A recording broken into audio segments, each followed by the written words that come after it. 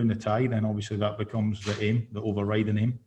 But I think it's step by step, and we try and win the game initially. So if we can score the first goal, try and set ourselves up and make it interesting. Next question over to Felipe Cardenas. Felipe, go ahead. Thank you, Chris. Hey, Stephen, how are you? Long time. Good, thanks. Good. Clearly, the objective is to win the game in advance, but other than that, as manager and based on what you've seen from these players throughout the season and this new, I guess, additional preseason camp that you've had ahead of this game, what do you want to see coming out of this match? And then my second question is, what can you tell us about Eric Lopez? How has he progressed?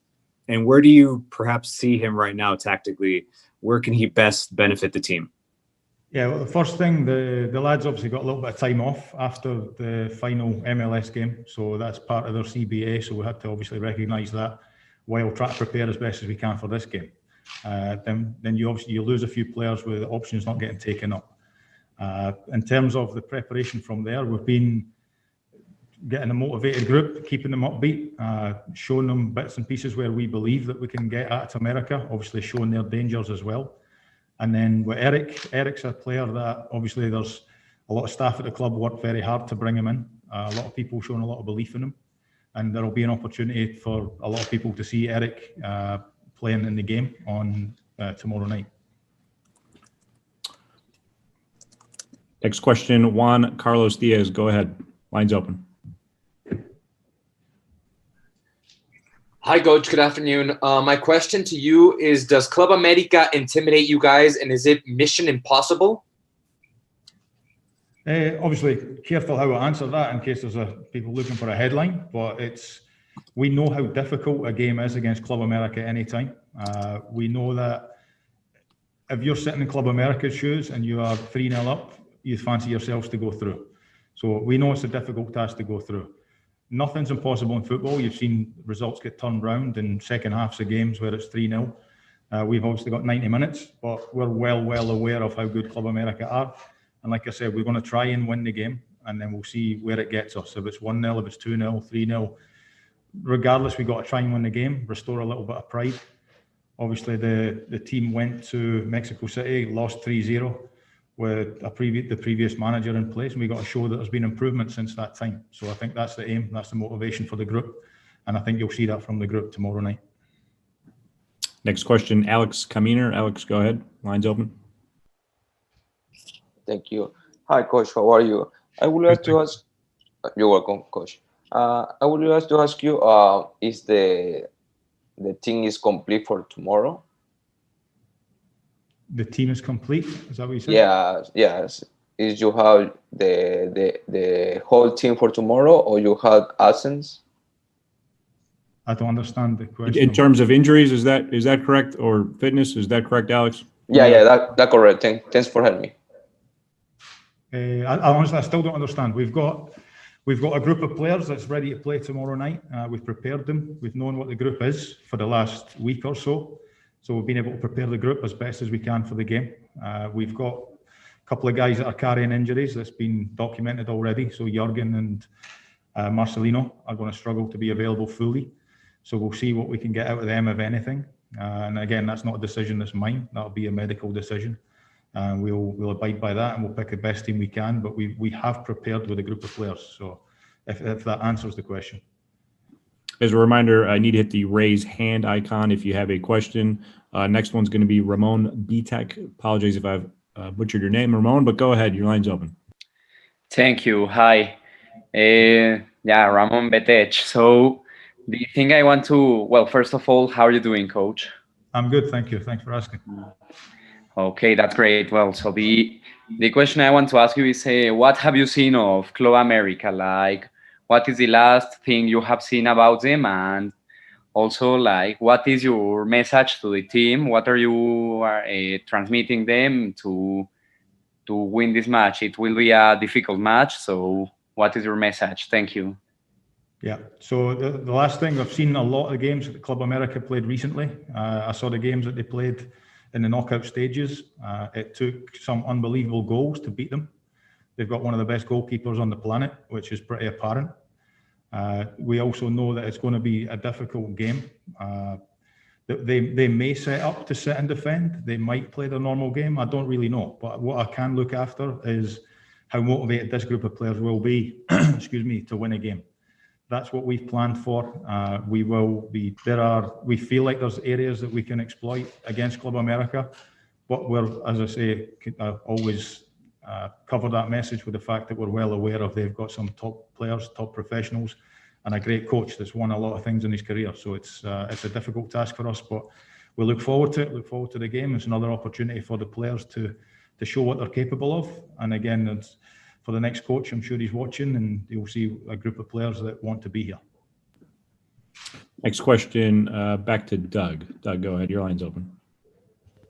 Hey, Stephen. I was curious. Jurgen mentioned this yesterday, and I was curious to get your thoughts on it. That there may be an advantage for y'all in having been at this place before, kind of gone through all this before in Orlando. If you agree with that, and how might that help y'all turn around this result tomorrow night? I don't think I'd walk into a second leg 3-0 down and say we're in the best position. so maybe Jurgen's comments are a little bit, I don't know, misguided, misleading. But I think in terms of this game as a one-off, I think we've got as good a chance as Club America of winning this one game. Whether it can be 3-0 or not is a different matter. But we're going to do everything we can in our power to try and make it happen. If we do not, it will not be for the want of trying. And that is, to me, the only thing I can ask of the players is that they give the maximum effort for as long as they can and see if it's good enough to get a special result. Felipe, go ahead. Back to you. Your line's open. Thank you. Stephen, what, considering that you are 3 goals down and need to score at least 4 and keep a shutout to advance, what has been the training regimen like? What have been some of the changes tactically that you've asked the players to embrace ahead of this match? I think it's important we don't open ourselves up and go crazy trying to score 3 goals. That's why I'm saying if we can win the game. I think it's for us to advance. 3 and penalty kicks puts us through as well if it's 3-0. So we're aware of that. We don't have to score 4 goals. If they manage to score 1, we need 5 because of the away goals as well, which puts us in a little bit of a spot.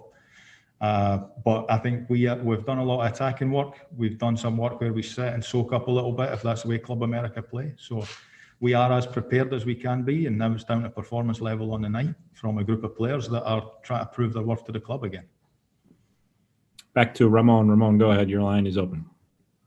Thank you.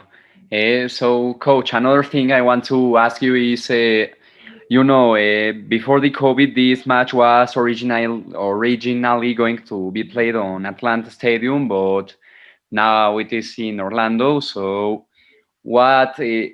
Are you going to change like your strategy because of that, or how will that affect the tactical plan? Thank you. It doesn't change the tactical plan. I think if you're 3-0 down in a game, there's obvious things that you have to do to try and advance, to try and win the game, and then see.